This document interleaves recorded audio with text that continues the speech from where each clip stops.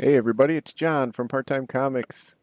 Thanks for tuning in. Just wanted to do a quick lettering video as I get ready to letter these pages from Drumsticks of Doom number 4. So here's a preview for you. I was just sitting down, starting to lay out the pages, get them formatted correctly. As oftentimes when you're getting boards that are often 11 by 17, 11 by 14, something like that, you got to tweak them a little bit. So get comfortable with that. If you're using Illustrator or Photoshop like I use, you got to get used to that. Maybe we'll do that. Maybe we'll do a formatting video in an upcoming video. But yeah, check out these awesome pages. A little bit of spoilers, so turn it off if you don't want to be spoiled for issue 4. But here are some awesome pages from Dan Doherty. He's doing the whole issue front to back this time. We got some awesome pages, so some slight spoilers. We got no words on here, so at least you won't know what's happening yet. But as I was setting this up, I thought I would just do a quick informational video using this page from last issue. Let's talk about kerning and leading. No, not leading. That's will be leading you into a promotion for our website, but it is leading, I guess, named after in typography. They used to use lead strips to put between the lines of text. So we're here to talk about kerning and leading. What's kerning? Kerning is the space between your letters. You can call it spacing if you want, but it is important. And you see in Photoshop here, and Illustrator is very similar. We have our character layouts. So my size of my text, the leading, the space between the lines. So you see the little space between the two A's here. And then this is my kerning. So I just thought I would kind of show you this. Thought it would be a quick, couple-minute video here. If I change the space, so if I make it too close together, and we'll zoom in here a little. We will zoom in so you can really see this awesome panel from Dan here. If it'll let me. Remember what I said in the last video, it's been a while, but Control-Alt-Z is usually the undo command, sometimes Control-Z on some computers. Find your undo command because it will be your best friend. So you see there, we used it real quick. So yeah, you see the difference here. A little bit easier. Most of the time I'm going to leave it at 0. Make sure it's there. The other thing you want to make sure it's called anti-aliasing method is off. So make sure that's none. That can cause some distortion. So do that as well. A little bit different in certain programs, but here in Photoshop it's pretty easy. So again, if I were to squeeze this together, it looks, yeah, it's, I mean, we're zoomed in here, but you could imagine a little bit harder to read. If I go out, it looks a little awkward, right? So most of the time you're going to keep it at 0. Most professional fonts are pretty good like that. Once in a while, if you're doing logo design or something like that, you want it spaced out and looking different. But for dialogue, we're focusing on here. Same thing. If you go to now, I'm sorry, opposite with the leading, you want, if you choose auto, look how spaced apart that is.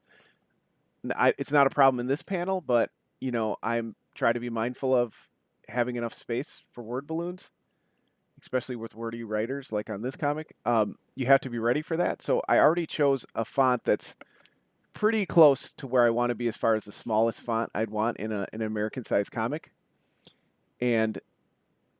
But the leading is just as important, right? Because if I've chosen a decent font size where I feel like it's readable, and then I'm using too much space between, now look at how spaced out. And I see this often. This is the biggest mistake I see in quote unquote young letterers and new letterers. This is one of the biggest one. And this, it doesn't seem like a big deal, but to a savvy comic reader, it looks a little less than professional.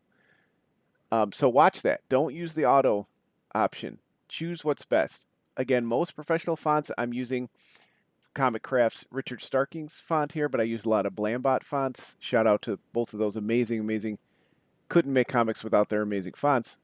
When you're digital lettering, you see most of them are set to be about the same. You know, if we were to increase this to 7, or let's just do 8, it'll go a little outside the word balloon, but you get the point. It's close. As far as the you know the point size that you choose for that is going to be very similar to what you'll choose for the leading. So just wanted to talk about that real quick. Again, that's the biggest mistake I see. People choose auto. You see that huge gap that it creates. You're going to have bigger word balloons in smaller panels. That's going to make it difficult to.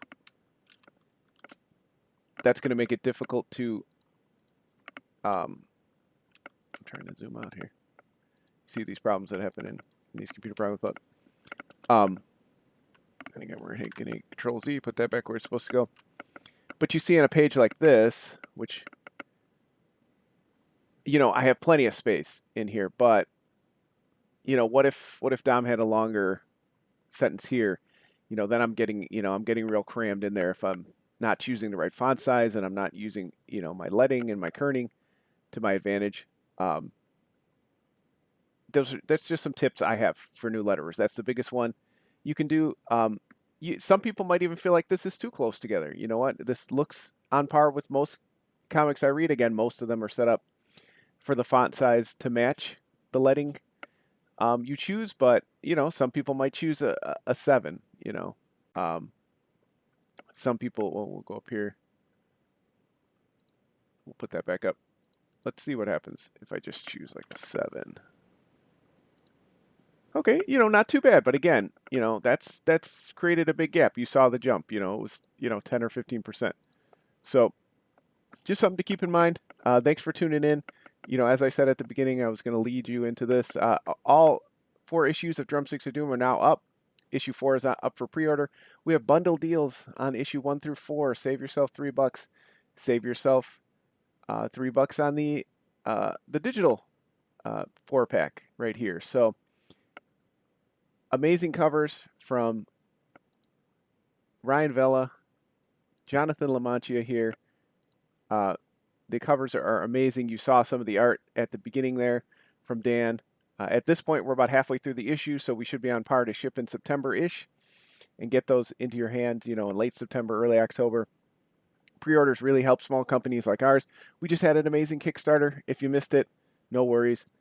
We have this up for pre-order now, and you can get all of our great books here on our site. So please check it out. And thanks for tuning into this lettering video. Leave me a comment if that helps you. If it doesn't, if you want more of these videos, you know, I wanted to share a little bit of information as I get ready to letter issue 4. Thanks, everybody. Take care.